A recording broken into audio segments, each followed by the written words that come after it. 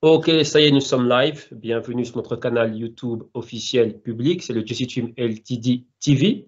Ici, vous êtes en compagnie de moi, Serge, et de Nadi du JCTUM LTD. Et on va présenter une toute nouvelle rubrique. Vous voyez que dernièrement, on a fait pas mal de choses, hein. Donc, on a les B2 Co, on a les Genesis qui sont en phase de publication et d'édition. Et ici, on va proposer ce que j'ai décidé d'appeler la news du jour.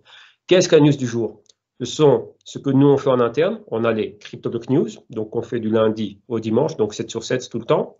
Et de cela, eh ben, pour apporter un plus au canal public, on a décidé d'extraire une news parmi toutes celles que l'on a au quotidien et durant la semaine en relation avec le Bitcoin, donc des thèmes qui sont généraux, des thèmes que nous on a décortiqués et analysés en interne, et on vient le partager ici avec le grand public et ici sur ce canal YouTube. Donc on a dit bonsoir.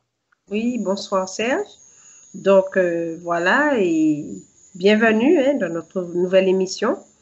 Yes. Donc voilà, donc Je vais présenter le début.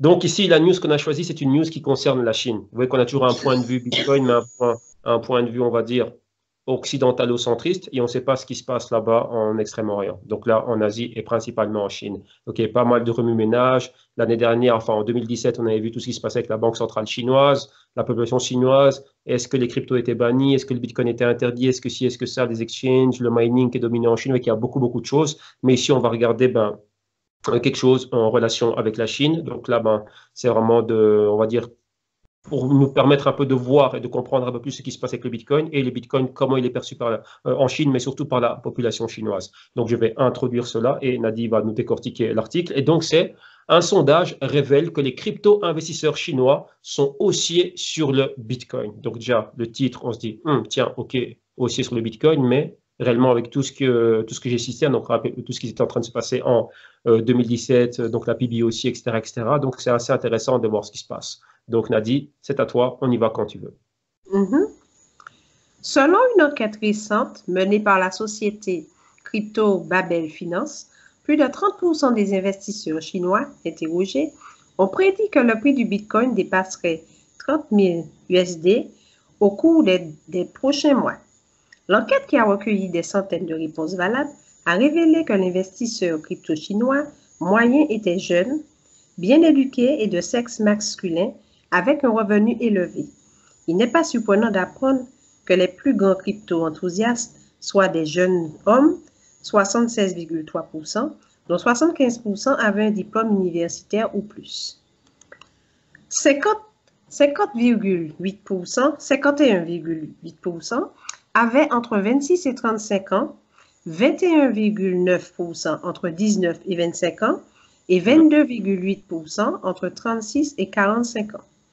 Yes. Près de 70% d'entre eux ont un revenu mensuel supérieur à 1 600 $, 11 000 yuan.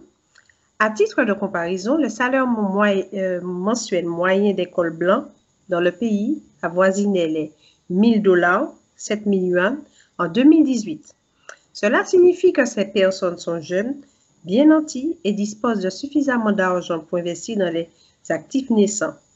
Une majorité, 84,3%, s'est déclarée optimiste quant à l'avenir du Bitcoin et prête à le conserver à long terme.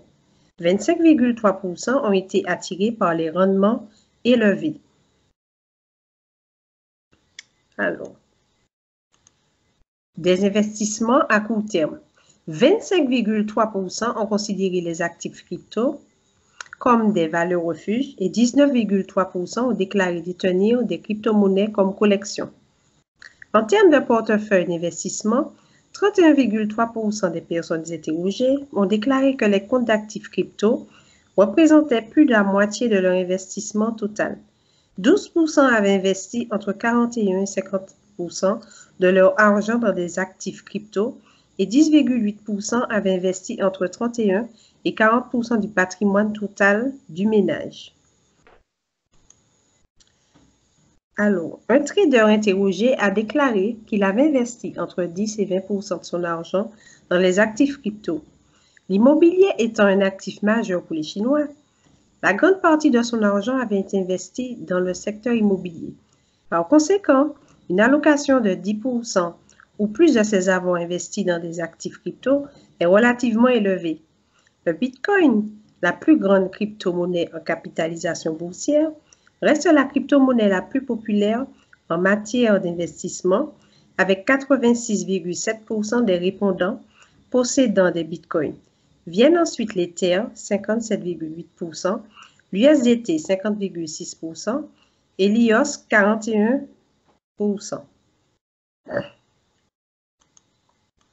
Alors, il est à noter que plus de 30% des personnes interrogées pensent que le prix du Bitcoin atteindra 30 000 USD dans les 12 prochains mois. Lorsqu'on leur demande de prédire le prix du Bitcoin, 26,9% pensent que le prix du Bitcoin oscillera entre 15 000 et 20 000 USD. 16,7% ont prédit un prix en dessous de 15 000 $. 15,7% pensent qu'il atteindrait une fourchette allant de 20 000 à 25 000 $. Malgré ces chiffres positifs, 50% des personnes interrogées qui ne souhaitent pas investir dans les crypto-monnaies continuent de penser que celles-ci sont des escroqueries. Plus de la moitié, 53,8% des personnes qui souhaitent investir dans des crypto-monnaies, mais ne l'ont pas encore fait, disent que la principale raison pour laquelle elles n'en ont pas, c'est qu'elles ne savent pas comment en acheter. Voilà. Avant cette enquête en 2018, environ 3% de la population de la nouvelle classe moyenne en Chine avait inclus des crypto-monnaies comme le Bitcoin dans leur portefeuille d'investissement. Yes. Donc là, c'est super, super court et on va dire super, super concis. On est allé droit au but, mais maintenant, on va revenir un peu sur des points qui sont super, super intéressants qu'on a vus et vraiment les souligner et commenter cela brièvement. Numéro 1, vous voyez que l'enquête a été faite. Donc déjà, on revient un peu en arrière et on se dit, bah tiens, on voit que c'est quelque chose qui a été fait en 2018 et bien évidemment maintenant encore en 2019 et on voit que les Chinois ont encore du Bitcoin. Maintenant, on se dit, bah, tiens, mais qu'est-ce qui s'est passé réellement avec la PBOC, donc la Public Bank of China, et leur soi-disant et prétendu ban qui a eu lieu en septembre-octobre 2017.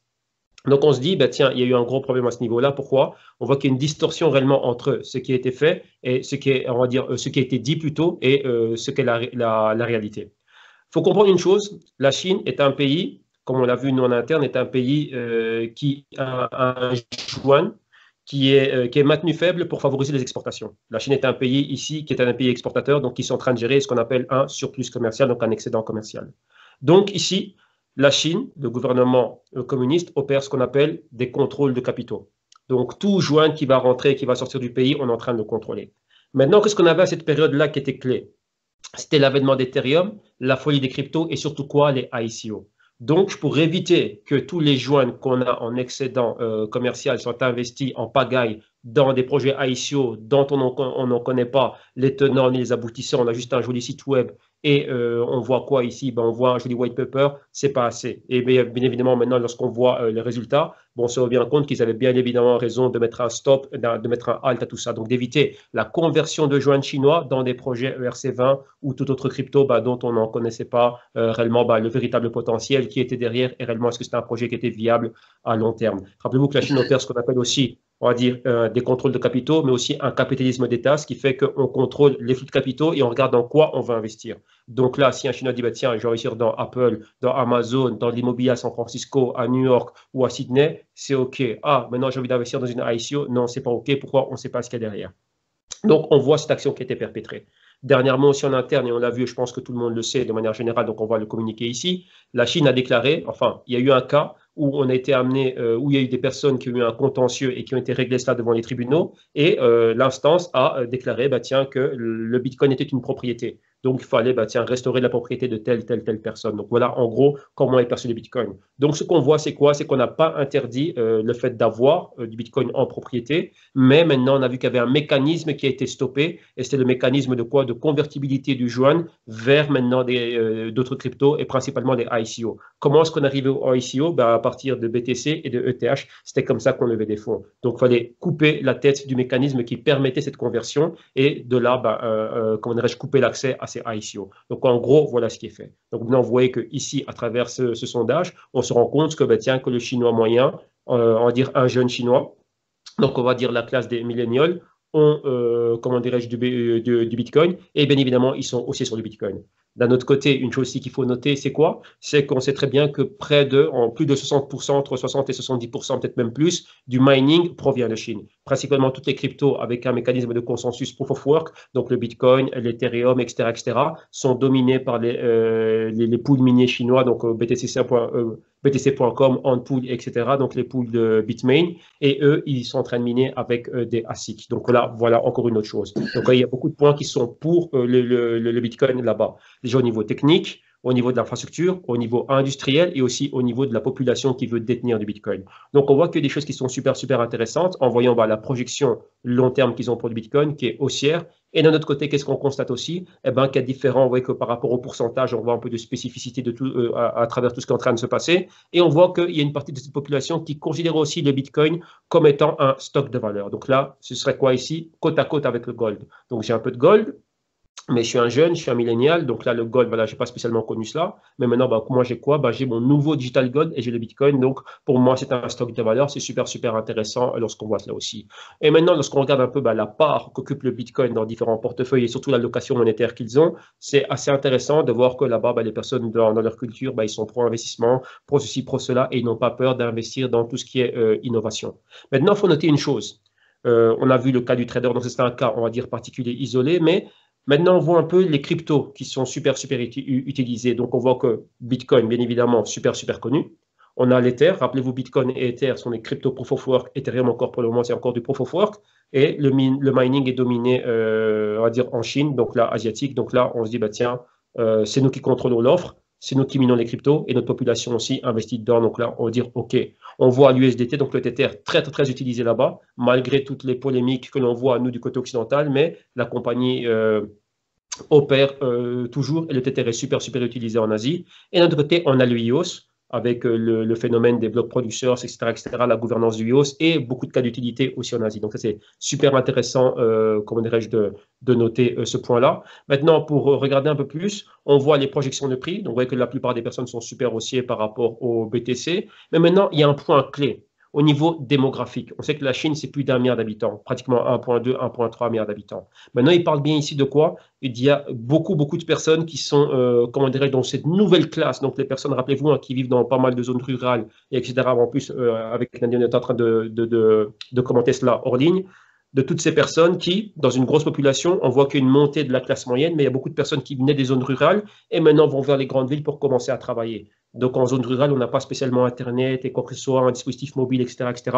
Maintenant, on arrive en ville. En ville, on n'a peut-être pas de compte bancaire, mais maintenant, j'ai un dispositif mobile. Donc, j'ai un smartphone, j'ai WeChat, et on va dire, j'ai le Alipay, Alibaba, j'ai le WeChat de Tencent et le WePay et pour commencer à faire quoi mes transactions. Et c'est à travers cela aussi que la plupart des Chinois sont en train d'investir dans tout ce qui est crypto. Donc là, voilà exactement mes premiers contacts. Maintenant, lorsqu'on voit qu'il y a une grande majorité encore de la, comment dirais-je, de la population qui vit encore en zone rurale, mais qui sont en train de faire la transition de zone rurale à zone urbanisée, et même on voit aussi que l'intégration sociale, l'intégration financière commence à évoluer aussi en Chine. On voit bien qu'il y a un méga boom comment dirais-je, de tout ce qui est crypto en Chine et que les personnes ont ça entre parenthèses dans leur culture.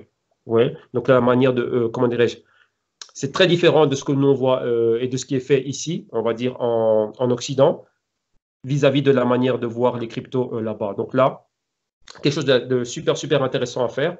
Donc là, un petit exercice qu'on a voulu faire pour partager ce point de vue avec tout le monde, vu que c'est très, très, très peu connu. Et surtout, n'oubliez jamais une chose, nous, on a des médias qui sont occidentalocentristes. Donc, tout, on a une vision occidentale des choses. On a des choses comme celle-ci qui filtrent, qui nous sont rapportées d'Asie, mais on n'est pas sur le terrain, on ne sait pas exactement ce qui est en train de se passer sur le terrain. Mais vous voyez qu'entre ce qui a été dit il y a, on va dire, quelques temps et maintenant ce qui est fait, c'est le jour et la nuit. Mais on voit bien évidemment que là-bas, ils ont intégré les cryptos, ils ont adopté les cryptos, il y a des véritables cas d'utilité et ils vont de l'avant avec tout ça. Et évidemment, le Bitcoin a une place de choix dans cette région du monde. Donc, c'est super, super intéressant de faire cela. Donc, un grand merci à Nadi d'avoir accompagné dans cette nouvelle aventure, donc dans cette nouvelle proposition que l'on a et qu'on va faire de plus en plus. Donc, assez souvent, on a pas mal d'articles. Rappelez-vous, comme je vous l'ai dit, des articles qui filtrent.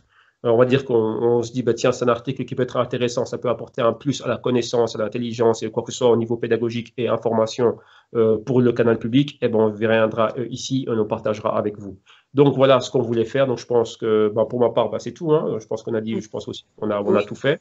C'était une petite première. Donc là, ben, voilà, on teste un peu. Donc là, ben, faites-nous savoir ce que vous en pensez et on reviendra. Donc, c'est tout ce qu'on peut dire ici. On reviendra, vous allez nous voir souvent. Rappelez-vous qu'on a les B2Co, on a les Genesis aussi, on en a fait pas mal. Donc, il y en a pas mal qui vont commencer à sortir de temps en temps. Et au même titre que les vidéos que vous voyez ici, donc les news du jour qui arriveront aussi petit à petit, on va améliorer toujours tout ce côté présentation, etc., etc. Et vraiment, afin qu'on ait une expérience qui soit agréable pour tout le monde et que tout le monde puisse apprendre et être informé, vu que c'est ça notre but ici. Donc voilà, n'oubliez pas qu'on a les promotions pour tout ce qui est CryptoBlock News, Global Crypto Research, et etc. Donc vous allez voir, vous voyez ici défiler devant vous les notes par rapport à cela, notre nouvelle formule d'émission qu'on a commencé déjà en ce mois de septembre, et les promotions qui sont toujours en vigueur maintenant pour les participations au service pour l'année 2020. Et pour toute nouvelle personne qui viendrait, on a déjà la promotion et en guise de bienvenue, septembre, octobre, novembre et décembre offerts, et plus le pack de votre choix. Donc là, venez au www.justum.com, vous voyez le mail corporatif ici, envoyez-nous un email et on reviendra vers vous pour donner de plus en plus d'informations. Et donc, moi, je vous dis au revoir. Ici, on se reverra très bientôt. On aura beaucoup d'activités sur le canal. Donc, les B2Co, n'oubliez pas, une fois par semaine. On aura les news du jour de temps en temps, peut-être 2 ou 3 par semaine, et nos vidéos Genesis. Et pour tous ceux qui sont avec nous, CryptoBlock News, on se retrouve au quotidien. Donc, voilà pour ma part. Ciao, ciao. Nadie, le mot de la fin pour toi. Bon, merci de nous avoir écoutés. Si vous avez des questions, n'hésitez pas à les poser sur le canal, sur la toile. Et voilà, donc, et on se retrouve en principe samedi. Voilà, bye bye. Ok, ciao tout le monde, bye bye, merci.